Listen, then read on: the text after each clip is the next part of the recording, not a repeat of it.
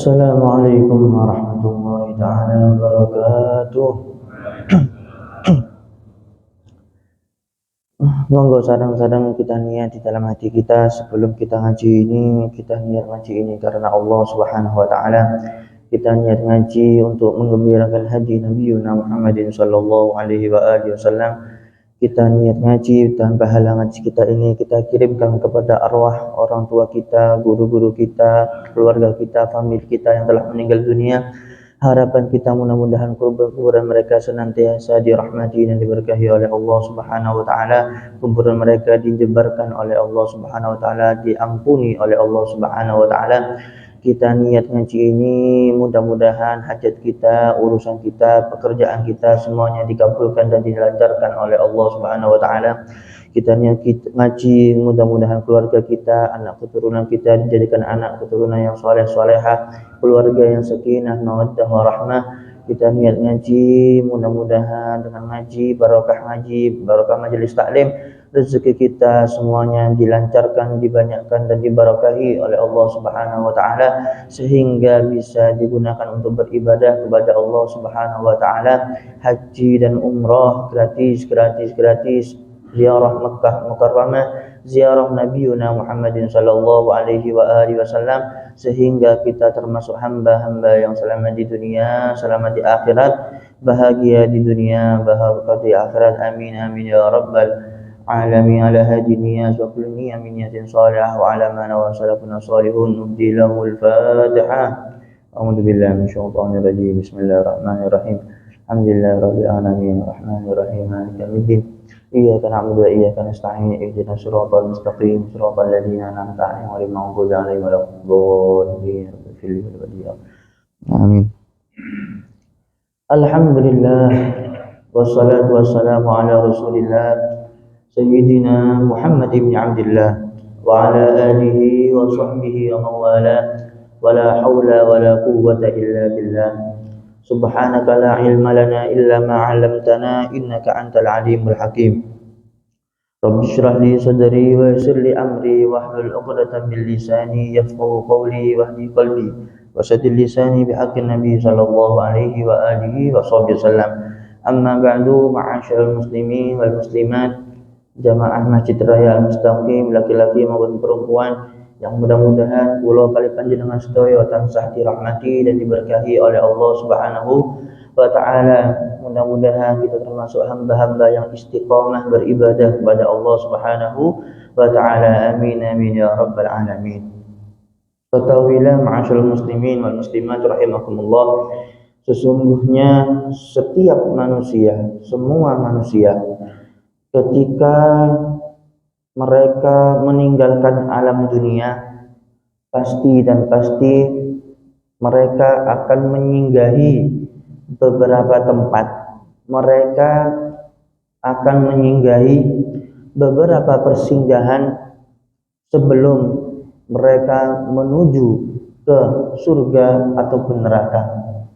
Oleh karena itu tak heran apabila junjungan kita, Nabi kita Sayyiduna Muhammadin sallallahu alaihi wa alihi wasallam, beliau menyebutkan salah satu daripada tempat ataupun persinggahan yang mana persinggahan ini pasti akan dilalui oleh setiap manusia, semua manusia, kafir ataupun muslim, sebelum masuk ke dalam surganya Allah ataupun nerakanya Allah. Mudah-mudahan kita termasuk ahli surganya Allah Subhanahu wa taala. Amin ya rabbal alamin. Ajun Nabi dawuh, al-qabru awwalu manzilin min manazilil akhirah. Kuburan, alam barzakh itu adalah pertama kali atau pos pertama daripada pos-pos nanti ketika orang masuk di alam akhirat. Jadi alam kubur ataupun alam barzakh niki termasuk alam akhirat, bahkan pos pertama sebelum masuk ke pos-pos yang lain. Persinggahan pertama sebelum mereka memasuki persinggahan yang lain. Kemudian ada pos ataupun tempat yang dinamakan padang mahsyar, di mana ketika padang mahsyar semua manusia dikumpulkan dari zaman yang pertama zamannya Nabi Adam sampai nanti akhir zaman. Ada juga nanti waktu penimbangan amal, amalnya ditimbang, banyak maksiatnya ataupun banyak ketaatannya. Kemudian ada tempat as-sirat, yaitu jembatan, yang mana dikatakan jembatan ini lebih tajam daripada berpuluh-puluh pedang, lebih tipis, lebih halus daripada satu helai rambut.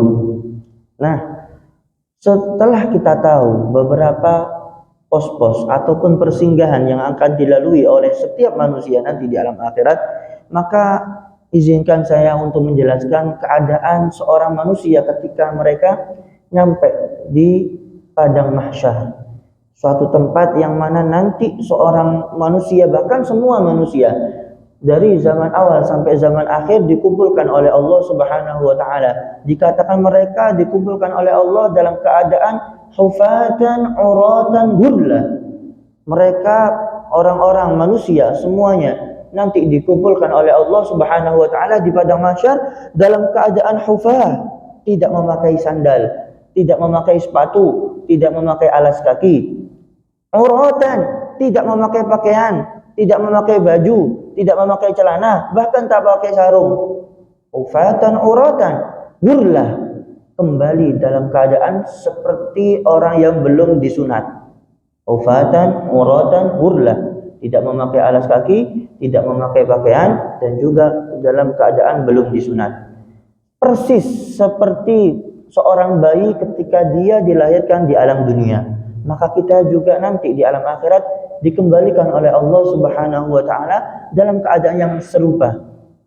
Kemudian ketika orang itu berada di padang mahsyar, yang mana dikatakan dalam sebuah riwayat bahwasanya matahari ketika padang mahsyar itu berada satu jengkal di atas kepala, yang artinya kita tahu ketika musim panas ini keadaan matahari yang jauhnya seperti itu beribu-ribu kilometer, kita masih merasakan panas. Kalau AC masjid nggak dinyalakan ketika zuhur, masya Allah panasnya seperti apa. Di rumah kalau kipas anginnya bahkan dinyalakan, panasnya gerahnya seperti apa. Maka ini bayangkan kalau matahari berada satu jengkal di atas kepala, maka bagaimana keadaannya orang-orang ketika mereka berada di padang mahsyar. Maka tak heran apabila Rasulullah menyebutkan bahwasanya ketika orang-orang itu di padang mahsyar, ada yang mereka tenggelam sampai mata kakinya. Di antara mereka ada yang tenggelam sampai lututnya. Di antara mereka ada yang tenggelam sampai pusarnya. Di antara mereka ada yang tenggelam sampai dadanya. Bahkan ada yang tenggelam gara-gara keringatnya masing-masing. Kenapa demikian? Semuanya tergantung dengan amal ibadah mereka semua ketika di alam dunia. Kemudian ketika di padang mahsyar juga ada beberapa orang khusus. Ada beberapa orang yang mendapatkan naungan yang langsung diberikan oleh Allah Subhanahu wa taala, dan disebutkan oleh baginda Nabi Muhammad sallallahu alaihi wasallam di dalam sebuah hadis yang diriwayatkan oleh Al-Imam Bukhari, Al-Imam Muslim, Imam Tirmidzi, Imam Nasai, Imam Ibnu Majah, dan Imam Malik dan yang lain-lain. Disebutkan bahwasanya kanjeng Nabi Muhammad sallallahu alaihi wasallam menjelaskan orang-orang ini yang mendapatkan layanan khusus, kelasnya kelas VIP. Siapa itu? Sab'atun yudhilluhumullahu fi dhillihi yauma la dhilla illa dhilluh, yaitu adalah 7 golongan. Ada 7 orang, Pak. Sab'atun yudhilluhumullah, yang mana Allah akan menaungi mereka yaumal qiyamah, pada hari kiamat, alias pada mahsyar, pada padang mahsyar, fi dhillihi, di dalam naungannya Gusti Allah, yauma la dhilla illa dhilluh, di hari tidak ada naungan kecuali naungannya Gusti Allah. Tidak ada yup-yupan kecuali pada hari kiamat itu yup-yupannya Gusti Allah. Kalau kita sekarang kalau masih musim panas, jalan-jalan siang-siang hari mencari yup-yupan, atau yang bawa payung. Tapi nanti di hari kiamat di padang mahsyar tidak ada orang-orang yang bisa mendapatkan payung, tidak ada orang-orang yang bisa mendapatkan yup-yupan kecuali 7 golongan ini. yang mana langsung diberikan oleh Allah Subhanahu wa taala. Siapa 7 orang golongan ini wahai Rasulullah? Dijawab oleh baginda Nabi Muhammad. Yang pertama, imamun adil. Yang pertama, orang yang mendapatkan yub-yuban naungannya Gusti Allah di hari yang tidak ada naungan kecuali naungannya Gusti Allah. Itu adalah imamun adil. Imam, seorang pemimpin yang adil. Siapa Pak pemimpin ini? Semua pemimpin. Bahkan kalau kali panjenengan yang menjadi pemimpin, minimal pemimpin rumah tangga, ketua rumah tangga, itu termasuk pemimpin. Kemudian pemimpin yang lebih besar lagi, pemimpinnya orang-orang muslim, Pak Presiden, Bupati, Pak Gubernur, dan seterusnya, wali kota, Pak RT, Pak RW, Pak Lurah, Pak Camat, semuanya. Yang mana dia diberikan jabatan oleh Allah Subhanahu wa taala untuk menjabat sebagai seorang pemimpin. Ya, Masya Allah, hari-hari ini lagi ramai pesta demokrasi. 1 bulan lagi kita akan mengadakan pemilu di kampung-kampung dan di seluruh Indonesia. Maka kita lihat, kita pilih orang-orang yang adil, orang-orang yang takut kepada Allah Subhanahu wa ta'ala. Lah kalau mereka, para pemimpin mereka adil, pasti dan pasti dia akan mendapatkan naungannya Gusti Allah Subhanahu wa ta'ala, dan fadilahnya, pahalanya sangat besar diberikan oleh Allah Subhanahu wa ta'ala. Ini orang-orang yang adil, pemimpin yang adil, pemimpin yang korup, pemimpin yang gak adil, pemimpin yang kalau ada orang yang bantu, orang yang ngasih uang dibantu, orang yang gak ngasih uang, orang yang tidak ada kerabat gak dibantu, orang yang gak adil. Maka sebaliknya, azabnya sangat-sangatlah perih, azabnya sangat-sangat bahaya sekali.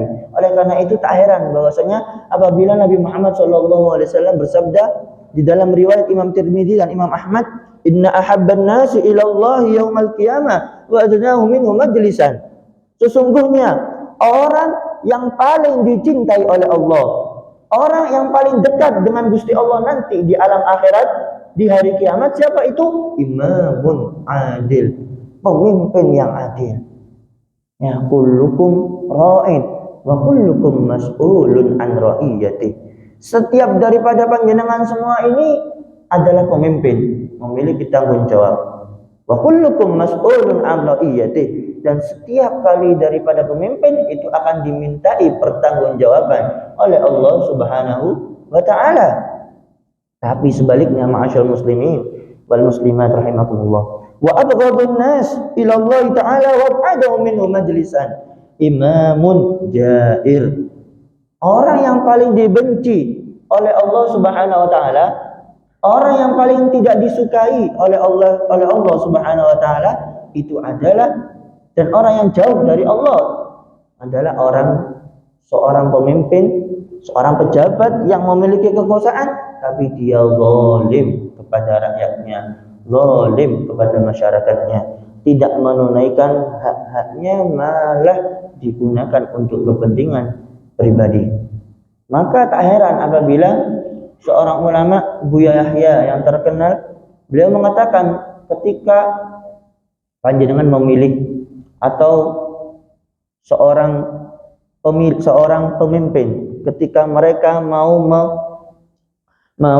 melaksanakan haknya, melaksanakan tugas yang wajib dia lakukan, maka harus yang pertama kali dilakukan adalah lakukan petugas tersebut tanpa menggunakan kepentingan pribadi, baik pemimpin tersebut ataupun yang milih.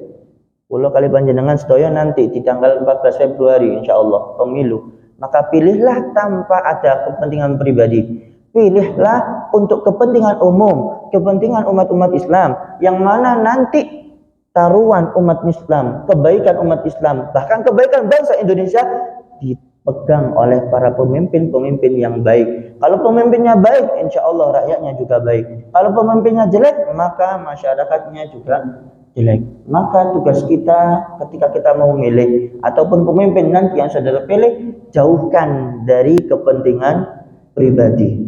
Jangan mentang-mentang sudah dikasih sembako ataupun amplopan uang dari para caleg-caleg, sudah langsung memilih orang tersebut meskipun kadang-kadang agamanya tidak baik. Naudzubillah min dzalik. Pilih yang takwa, pilih yang modal soleh dan taat kepada Allah Subhanahu wa taala. Jangan akhlak kita, jangan diri kita bisa dibayar dengan sembako ataupun uang yang diberikan caleg-caleg. Ma'asyal muslimin wal muslimat rahimakumullah. Ini yang perlu dipahami oleh orang-orang muslim ketika menghadapi musim-musim pemilihan seperti ini. Baik, itulah yang pertama. Orang-orang yang mendapatkan naungannya Gusti Allah Subhanahu wa taala adalah pemimpin yang adil. Nomor 2, siapa ya Rasulullah? Yang kedua adalah syabun nasya'a fi ibadatillah. Yang kedua, orang yang mendapatkan naungannya Gusti Allah itu adalah syabun, seorang pemuda yang mana pemuda ini tumbuh fi ibadatillah, besar, tumbuh, hidup di dalam beribadah kepada Allah. Kalau kali panjenengan sedaya pernah muda ataupun para pemuda yang sekarang lagi ikut hadir majelis taklim ba'da subuh ini, yang dirinya sibuk dengan ibadah ketika masa mudanya, yang masa mudanya dia suka hadir majelis taklim seperti ini, yang masa mudanya dia gunakan untuk mondok di pondok pesantren, yang masa mudanya hadir majelis maulid atau majelis yang baik, maka orang-orang yang seperti ini, para pemuda yang dirinya tumbuh masa mudanya di dalam ibadah kepada Allah, termasuk orang-orang yang mendapatkan naungannya Gusti Allah. Ngapunten Ustaz, kula masa mudanya Masya Allah masa muda yang kelam, karena jiwanya jiwa-jiwa pemuda, darah para remaja, masih suka-suka senang-senang foya-foya. Ini gimana? Sabar Mbak Bu, masih ada beberapa poin yang insya Allah kula kali panjenengan sedaya termasuk daripada orang-orang yang mendapatkan naungannya Gusti Allah. Amin ya rabbal alamin. Ini pemuda nomor 2, pemuda yang tumbuh dalam ibadah kepada Allah. Kenapa kok yang disebutkan itu pemuda, kok bukan orang tua saja ataupun manusia secara umum, kok yang disebutkan hanya orang pemuda? Disebutkan kata-kata pemuda yang dimaksud di dalam hadis ini. Kenapa kok yang dikhususkan adalah pemuda? Likaunihi madhannata ghalabati syahwa. Karena para pemuda itu lagi senang-senangnya main-main, lagi senang-senangnya foya-foya, suka-sukanya menghabiskan waktunya untuk kadang-kadang nuwun sewu hal-hal yang kurang faedah, trek-trekan, belayaran, racingan, berotan. Kalau kita lihat yang biasa main balap liar, motor balap liar ini bukan yang main sinten Pak, masuk tiang-tiang sepah nih, umur 50, umur 60 masuk enten. Jadi guyu kali bojone Pak, katanya di racingan umur ngoco ta Pak. Nah, niku setunggal. Yang berot, nah, ya sami Pak. Nah, lari-lari muda kemarin kalau panjenengan ke daerah-daerah desa-desa, daerah-daerah yang sering diadakan berot-berot niku, insyaallah ten kampung mriki mboten enten Pak nggih. Wonten apa mboten? Wonten. Kalau wonten jangan tingali. Orang-orang yang biasanya kesurupan, siapa yang biasanya suka berot bantengan niku umumnya kebanyakan adalah anak-anak muda. Jadi cobaannya para pemuda ini sangat besar, lagi senang-senangnya mencari jati diri. Nah, ini biasanya andalannya para pemuda ini tak nomi. Ya, lalu kok tulin-tulin tok ai tak kelematil majelis taklim. Nom engko ai lek wis ambu lemah engko ai nang masjid. Nauzubillah. Ngenteni tuwek ya lek nun sewu disambangi malaikat Israel pas wis tuwek. Lek sik enom.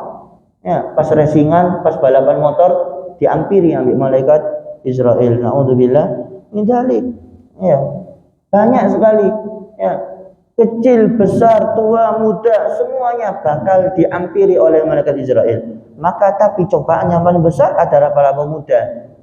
Maka peran penting bagi para pemuda kita, anak-anak kita semuanya, monggo kita didik untuk beribadah kepada Allah. Sibukkan mereka untuk ngaji Pak, ngaji Al-Quran, monggo masuk TPQ. Ya, di Masjid Raya Mustaqim ada TPQ, ada di TPQ yang lain, ada pondok pesantren yang sudah dibuka, yang sudah SMP, SMA, monggo langsung dimasukkan ke pesantren. Jangan sibukkan mereka untuk hal-hal yang kurang faedah, bahkan maksiat kepada Allah. Na'udzubillah min dzalik. Kenapa? Pahalanya besar. Orang-orang yang yang masa mudanya dia disibukkan untuk beribadah kepada Allah Subhanahu wa taala. Nah, oleh karena itu kita bekali anak kita bekali keluarga kita, terutama yang masih muda-muda ini, ya, untuk selalu beribadah kepada Allah Subhanahu wa taala. Ini adalah orang yang kedua daripada orang-orang yang mendapatkan naungannya Gusti Allah. Nomor 3, orang yang mendapatkan naungannya Gusti Allah itu adalah rajulun dzakarallaha khalian, dalam riwayat fi khala fafadat aina, yaitu seorang laki-laki maupun perempuan ketika dia berzikir menyebut nama Allah fi khala, sendirian, enggak ada orang-orang, tahajudan, qiyamul lail seperti panjenengan dari rumah. Nah, Masya Allah, tahajudan. Nggih. Kemudian ketika panjenengan zikir, ketika panjenengan munajat kepada Allah, doa kepada Allah, minta kepada Allah, kok mboten kraos, enggak kerasa tiba-tiba meneteskan air mata. Maka orang-orang yang seperti ini ketika dia zikir dalam keadaan sendirian nangis. Pak, tingali, Pak. Orang yang zikir dalam keadaan sendirian. Soalnya rame-rame. Kenapa kok rame-rame? Kadang-kadang rame-rame niku digawe ya, lebih mantep kan ketika sendirian. Coba orang-orang ketika menjadi imam ataupun ketika dia berzikir dalam keadaan sendiri dia bisa nangis. Maka jangan khawatir, insya Allah ketika rame-rame dia bisa nangis. Tapi kalau dalam keadaan rame-rame dia bisa nangis, belum tentu ketika sendirian dia bisa nangis. Karena ketika dia nangis sendirian, maka di situ benar-benar hatinya bersih, benar-benar dia meresapi zikir, mengakui segala dosa ataupun amal yang pernah dia lakukan. Maka pahalanya besar. Orang-orang ketika dia zikir meneteskan air matanya. Bahkan dikatakan orang yang menangis di jalannya Allah karena takut kepada Allah Subhanahu wa taala, satu tetes air mata saja pahalanya sangat besar. Dikatakan ada riwayat yang mengatakan satu tetes air mata lebih afdal daripada satu gunung Bromo emas. Bisa jenengan bayangkan Gunung Bromo, Gunung Semeru emas. Tapi jenengan pernah satu kali nangis ketika tahajudan, ketika qiyamul lail, ketika di rumah minta kepada Allah, atau ketika di majelis nangis, maka satu tetes air mata lebih afdal daripada satu gunung Bromo emas. Ya, satu gunung Bromo emas, satu gunung itu besar, Pak. Nah, tapi orang-orang yang menangis karena Allah, takut kepada Allah, lebih besar pahalanya daripada emas itu yang sebesar gunung Bromo. Apalagi bertetes-tetes air mata. Bahkan sebagian ulama kita ketika mereka nangis, yang nangis bukan keluar air mata tapi darah keluar. Ya, bahkan ulama-ulama akhir ini ada ya, yang ahli nangis sampai kadang-kadang ulama kita itu, para habaib kita nangis sampai ada begasan air mata di wajahnya. Ya, jangan tinggali, kadang-kadang sebagian ulama, sebagian kiai, sebagian habaib, kok Masya Allah wajahnya ini ada bekas air mata. Wajahnya sering kayak ngapa nih Pak? Terus Pak. Sering nangis niku lho. Nggih. Napa? Bengep bahasa Jawanya, bengep ataupun merah matanya karena nangis, bukan karena sakit mata, nggih, karena nangis. Nah, ini Masya Allah. Orang-orang yang seperti ini, nah, ini jamin oleh Gusti Allah, oleh kanjeng Nabi Muhammad SAW akan mendapatkan naungannya Gusti Allah di hari kiamat. Sekarang pertanyaannya, kita sering hadir majelis taklim, kita sering hadir majelis zikir, kita sering hadir majelis sholawat, kita sering qiyamul lail tahajudan, tapi kok jarang nangis, kok nggak pernah nangis? Ini gimana? Apa yang salah? Maka pertanyaan yang seperti ini pernah ditanyakan oleh Al-Imam Al-Habib Abdullah bin Alawi Al-Haddad, pengarang rotib atau wirid Rotibul Haddad, sekaligus pengarang kitab An-Nasoeh Ad-Diniyah yang dibaca di pondok-pondok pesantren. Beliau ditanyai, wahai Habib, kenapa kita ini sering zikir, sering baca la ilaha illallah, subhanallah, dan zikir-zikir yang lain. Tahajudan kita nggak lupa minta kepada Allah, karena doa-doa pada sepertiga malam terakhir mustajab. Kita minta tapi nggak pernah menangis. Apa alasannya? Alasannya yang pertama disebutkan karena kata beliau nggak bersihnya hati seseorang dari akhlak yang jelek. Hatinya masih ada iri, hatinya masih ada dengki, ningali melihat tetangganya ngerayen mobil ataupun motor baru sampun dilirik pun. Waduh, pariwane rek. Waduh, enmek iki, usum wae. Nah, wis mulai ngelerek niki, Pak. Nah, ini kalau tiang jaler, yang istri ningali. Nah, biasanya pas kondangan niku kerinting. Nah, gelange iki. Ya, waduh.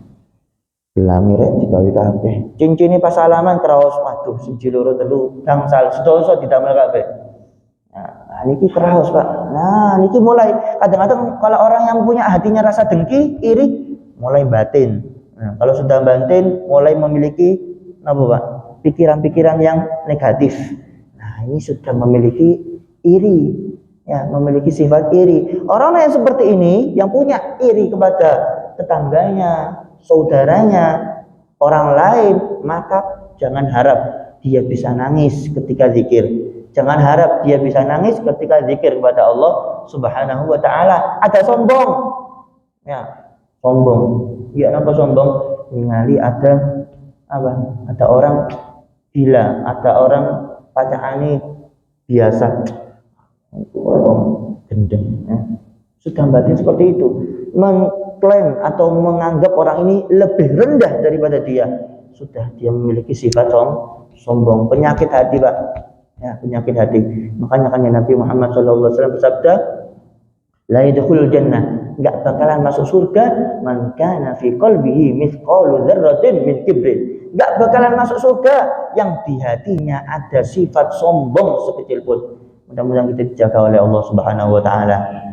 Nah, harus hati-hati. Ya. Yang kedua, kenapa kok orang itu nggak bisa menangis ketika berzikir kepada Allah? Jawabannya, kata beliau Al-Habib Abdullah Al-Haddad, beliau mengatakan karena orang yang seperti ini nggak menghiasi dirinya dengan akhlak yang baik, suka rasan-rasan, ya, akhlak, nggak memiliki akhlak. Artinya gimana, Pak? Akhlak ini Pak, mboten ningali umur, mboten ningali jabatan, tapi semua kalangan kita akhlak. Hanya Nabi, bahkan ulama-ulama kita itu ketika melihat anak kecil, ya lucu, itu kadang-kadang kalau orang Jawa kan disalimkan. Itu orang-orang ulama kita, sebagian ulama terutama yang ada di Yaman itu anak kecil tangannya yang dicium malah. Akhlaknya sangat Masya Allah. Tangan anak kecil dicium loh. Kenapa kok? Bukan sebaliknya, kadang-kadang seperti yang kita ketahui anak kecil yang suruh nyium. Kenapa kok anak kecil yang dicium? Mereka beranggapan bahwasanya anak kecil yang seperti ini nggak punya dosa. Maka kita cium tangannya, lebih afdal. Karena dia merasa saya banyak dosa, umurnya lebih banyak. Ya. Maka nggak jarang dari ulama kita, termasuk ulama yang berada di Yaman sana, dicium anak tangan kecil. Orang tua meskipun sekelas ulama-ulama top, lihat orang yang lebih tua umurnya, dicium tangannya. Kadang-kadang seperti ini kurang, ya. Lupa orang-orang adat mencium orang yang lebih tua tangannya, ya. Kadang-kadang salaman seperti temannya sendiri. Alhamdulillah harus dihiasi dengan akhlak yang baik. Ada cerita yang disebutkan dari ulama Hadramaut sana, dikatakan ulama besar mau ngajari anaknya, ya, wahai anakku, silakan kamu pergi ke kota ini. Lihat, cari orang yang lebih hina daripada dirimu. Carilah orang yang lebih hina daripada dirimu. Akhirnya anak ulama besar ini keliling ke kota, ke pasar, ke kampung. Lihat anak yang lebih kecil. Ini si kecil ini. Ya. Masya Allah saya masih lebih banyak ibadahnya. Setelah beberapa lama dia ingat, oh iya, ini anak kecil nggak pernah berbuat dosa. Meskipun dia berbuat kesalahan, berbuat dosa, dia nggak dapat dosa karena belum mukallaf, belum ditulis catatan kebaikannya, maka saya lebih buruk, saya lebih lama hidup di dunia, maka dosa saya lebih banyak daripada dia. Ya sudah, maka saya lebih hina daripada anak kecil. Jalan-jalan lagi, ketemu orang tua sepuh. Ini Pak Sepuh ini insya Allah lebih hina daripada saya lebih, Masya Allah, saya lebih afdal daripada dia. Nggak lama dia mikir, oh enggak, ini orang sudah tua, ibadahnya lebih banyak daripada saya belum tentu ibadahnya bisa ngalah-ngalahi ibadahnya dia. Saya lebih hina daripada dia. Orang tua sudah, anak kecil sudah. Jalan lagi, lihat anjing, ya, saya lihat anjing, lihat anjing, wah ini anjing ini, nggak ada yang lebih afdol, nggak ada yang lebih baik daripada saya ketimbang anjing ini. Nah, dia pikir beberapa saat, oh anjing, ketika dia nanti di hari kiamat, sirturoban, dikatakan bagi dia, anjing kamu sekarang jadilah turab, jadilah tanah. Sedangkan aku ketika nanti di hari kiamat, saya akan diproses, dihisab. Kalau saya ahli neraka, masuk neraka. Kalau saya masuk ahli surga, masuk surga. Masih ada proses manusia-manusia seperti kita. Nah, tapi kalau anjing ketika nanti di hari kiamat langsung jadi tanah, nggak ada proses hisab ataupun masuk surga atau masuk neraka. Maka saya yang lebih hina dari semua orang dan bahkan dari hewan sehina anjing seperti itu. Balik kepada orang tuanya, wahai orang tua, wahai bapak, wahai ayah, nggak ada orang yang lebih hina daripada saya di muka bumi ini. Al-an, kata beliau, sekarang kamu menjadi orang yang memiliki derajat di sisi Allah Subhanahu wa Ta'ala. Ini akhlak yang mulia yang dididikkan dari seorang tua, anak orang tua kepada anak-anaknya. Alasan yang selanjutnya, orang itu kenapa kok nggak bisa nangis ketika zikir? Yaitu adalah karena tidak fokus dalam zikir. Hadisnya boten khusyuk. Ya, ketika dia zikir, hadir majelis istighosah, hadir majelis taklim, hadir majelis zikir, ya, majelis tahlil, jamaah tahlil, nggak khusyuk Pak. Ya, atau ketika tahajudan zikir, berdoa tapi nggak khusyuk, nggak benar-benar minta sama Gusti Allah, maka orang yang seperti ini nggak bakalan nangis, ya, nggak bakalan nangis ketika dia berzikir kepada Allah. Maka caranya gimana agar orang itu bisa menangis ketika berzikir kepada Allah? Yang pertama adalah tetap terus berzikir, meskipun nggak bisa nangis, tetap nangis. Illam tastati antabqau fatabaqau. Kalau kamu nggak bisa nangis, maka paksakan dirimu untuk nangis. Jangan nggak bisa nangis karena berzikir, maka tangisilah dirimu karena kamu nggak bisa nangis. Tetap nggak bisa nangis, percaya, paksa, harus seperti itu. Insya Allah seiring berjalannya waktu, orang-orang yang seperti ini yang memaksakan dirinya untuk berzikir khusyuk, memaksa dirinya untuk menangis, pasti akan nangis dan dia akan mendapatkan pahala yang besar di sisi Allah Subhanahu wa Ta'ala. Kemudian nomor 4, orang yang mendapatkan naungannya Gusti Allah. Siapa itu? Rajulun qalbuhu mu'allaqun bil masajid idza kharaja minhu hatta ya'uda ilaih. Seorang laki-laki ataupun perempuan yang hatinya selalu punya kontak, hatinya kecantol dengan masjid. Seperti panjenengan sedaya ini yang Masya Allah, jauh-jauh dari rumah, ada yang jalan kaki, ada yang pakai sepeda, ada yang pakai mobil demi untuk berjalan ke masjid sholat berjamaah. Pahalanya besar Pak, termasuk orang-orang yang mendapatkan naungannya Gusti Allah, orang-orang yang hatinya kecantol kepada masjid. Bahkan pahala orang yang berjalan malam-malam hari ketika langit masih petang itu besar.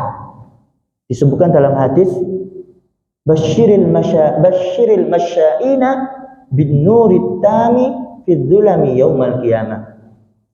Kasih tahu kabar gembira, katakan Nabi Muhammad SAW, kasih kabar gembira ini kepada orang-orang yang suka jalan pada malam hari. Kasih kabar gembira apa wahai Rasulullah? Kasih kabar gembira bahwasanya orang-orang seperti ini nanti di hari kiamat dia akan mendapatkan cahaya oleh Gusti Allah Subhanahu wa Ta'ala. Masya Allah, mudah-mudahan kalau kalian yang setuju termasuk golongan-golongan tersebut. Amin amin ya rabbal alamin. Bahkan orang-orang yang istiqamah sebelum azan dia sudah mempersiapkan dirinya. Ya, azan belum dikumandangkan dia sudah ada di masjid. Pahalanya seperti matahari. Bukan pahalanya, nanti dia di hari kiamat dibangkitkan, wajahnya, badannya bersinar melebihi sinar matahari. Orang yang pertama. Orang yang kedua, azan, mau azan ataupun azan dia baru apa? Siap-siap, wudhu. Pahalanya seperti apa, Pak? Pahalanya nanti di hari kiamat wajahnya, badannya akan bersinar seperti rembulan bulan purnama. Bawahnya matahari. Yang terakhir itu adalah ketika azan ya baru dia siap-siap. Jadi azan dulu Allahu Akbar baru wudhu. Ya, yang tadi sudah wudhu, Pak. Yang tadi yang seperti bulan sudah wudhu. Jadi azan sudah wudhu, tinggal berangkat. Yang sekarang yang terakhir azan, nunggu azan dulu baru wudhu. Nah, seperti apa orang yang seperti ini? Dia seperti mendapatkan pahala apa? Badannya, wajahnya seperti bintang yang bergemerlapan di malam hari. Nah, kalau di bawahnya itu, Pak, kalau qomat leren wudhu, qomat masih wudhu atau qomat tidak berangkat ke masjid, ya insya Allah ngalang-alai terangi cemplung. Nah, kecil sekali cahayanya, nah, atau lilin. Kenapa? Karena nggak punya kontak, nggak suka untuk pergi ke masjid. Masya Allah panjangan ya, yang selalu istiqomah untuk berangkat ke masjid, terutama ketika matahari ataupun langit masih petang. Kemudian yang selanjutnya siapa itu? Nomor 5, rajulan tahabba fillah istama'a alaih wa tafarraqa alaih, yaitu adalah dua orang yang saling mencintai karena Allah. Ya, nomor 5, dua orang atau lebih yang saling mencintai karena Allah, yang tidaklah mereka berkumpul ini kecuali karena Allah, berpisah juga kecuali karena Allah. Seperti apa, Pak? Seperti kula kali panjenengan hadir majelis taklim, majelis jamaah sholat subuh, tidak kumpul karena Allah Subhanahu wa taala, tidak berpisah kecuali karena Gusti Allah. Maka orang-orang yang seperti ini kumpul karena Allah, cinta karena Allah, dibangkitkan nanti di hari kiamat dalam keadaan apa? Mendapatkan naungannya Gusti Allah. Nah, ini keistimewaan orang-orang yang kumpul bubar saling mencintai karena Allah Subhanahu wa taala. Nomor 6. Siapa nomor 6 yang mendapatkan naungannya Gusti Allah? Rajulun da'athu imra'atun dzatu hasabin wa jamalin faqala inni akhafullah. Yaitu adalah apabila ada satu orang dipanggil perempuan yang cantik, perempuan yang kaya, perempuan yang napa, Pak? Sing top wis. Ya, dipanggil di jalan yang sepi, dipanggil, "Mas, sini Mas." Ya, dipanggil dijak zina. Nauzubillah min dzalik. Dijawab sama laki-laki itu tadi yang punya iman, "Inni akhafullah." Saya takut kepada Allah Subhanahu wa taala, kemudian dia tinggalkan dia. Nah, ini besar, Pak, ujiannya. Dipanggil perempuan yang apa, Pak? Cantik, wis sepi, nggak ada orang yang lihat antara dia perempuan ini sama Allah. Kalau imannya goyah, langsung datangi perempuan. Tapi berhubung imannya besar, takut kepada Allah, dia termasuk orang-orang yang mendapatkan naungannya Gusti Allah nanti di hari kiamat. Nomor 7 yang terakhir, siapa itu? Rajulun tasaddaqa bi shadaqatin fa akhfaha hatta la ta'lama shimaluhu ma tunfiqu yaminuh, yaitu seorang apabila dia bersedekah kemudian dia sedekahnya disembunyikan. Sedekah sir, sedekah sembunyi sampai saking sembunyinya tangan kirinya tidak mengetahui yang diinfakkan oleh tangan kanannya. Saking sembunyi, taruh di masjid di kota amal berapa? 1 juta. Nah, ini insya Allah jarang. Taruh di kota amal moro-moro 1 juta. Nah, rata-rata kan 1.500.000 kan takmir. Ini enggak, sudah kusir, enggak pengen ada orang yang tahu, taruh di kota amal langsung. Masya Allah, orang yang seperti ini pahalanya besar, mendapatkan naungannya Gusti Allah. Bahkan hadis kanjeng Nabi Muhammad SAW bersabda, "Shadaqatus sir tudfi'u ghadabar rabb." sedekah secara sembunyi-sembunyi itu bisa memadamkan kemurkaan Gusti Allah. Dan masih banyak pahala-pahala yang didapatkan orang yang ahli sedekah. Pengen sembuh Pak, punya penyakit, langsung segera sedekah. Pengen selamat dari bala musibah, sedekah. Ya, al-bala la yataqatta sedekah, karena bala musibah tidak bisa melangkahi sedekah. Pengen rezekinya halal barokah bertambah, sedekah. Mana qasamalun min sedaqatin bal yazdad bal yazdad bal yazdad. Tidaklah berkurang harta yang digunakan untuk sedekah, bahkan bertambah, bahkan bertambah, bahkan bertambah. Inilah 7 orang yang mendapatkan naungannya Gusti Allah yang tidak ada naungan, fasilitas VIP yang tidak ada fasilitas tersebut kecuali yang difasilitasi oleh Gusti Allah, yaitu adalah 7 orang. Yang pertama imam yang adil, kedua seorang pemuda yang hidup tumbuh dalam ibadah kepada Allah, ketiga orang yang berzikir kemudian menangis, nomor 4 orang yang hatinya kontak kecantol dengan masjid, nomor 5 2 orang atau lebih yang saling mencintai karena Allah, nomor 6 adalah laki-laki yang dipanggil perempuan yang cantik kemudian dia takut kepada Allah, yang terakhir adalah orang yang ahli sedekah, terutama sedekah sir, sedekah yang secara sembunyi. Mudah-mudahan kita diberikan taufik hidayah oleh Allah Subhanahu wa taala, dan diberikan rezeki yang halal, yang barokah, yang melimpah, jauh dari bala Allah, jauh dari penyakit Allah. Kita termasuk hamba-hamba yang selalu menghidupkan masjid ini, khususnya Masjid Raya Mustaqim ini. Kita termasuk hamba-hamba yang beriman, hamba-hamba yang selamat dunia, selamat di akhirat, sehingga apabila nyawa kita diambil dalam keadaan husnul khatimah. Ya Allah biha, ya Allah biha, ya Allah bi husnul khatimah, diberikan husnul khatimah setelah diberikan panjang umur dalam ketaatan kepada Allah, ketaatan kepada Rasulullah sallallahu alaihi wasallam, husnul khatimah setelah diberikan keluarga yang sakinah mawaddah warahmah, anak keturunan soleh solehah, husnul khatimah setelah jauhkan dari bala petaka musibah penyakit halal yang tidak kita cintai, husnul khatimah pada puncaknya kita nanti bersama orang tua kita, guru-guru kita, orang-orang yang kita cintai, berkumpul bersama baginda Nabi Muhammad sallallahu alaihi wasallam. Amin amin ya rabbal alamin. Sekaligus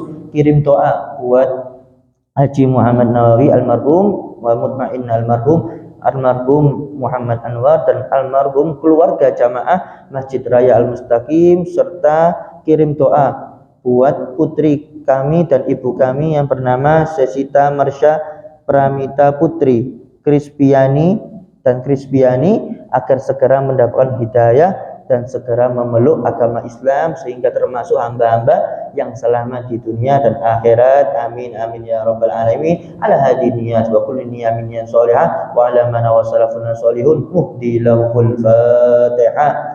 Kurang lebihnya saya mohon maaf sebesar-besarnya. Hadza ma kullakum. Wassalamualaikum warahmatullahi wabarakatuh.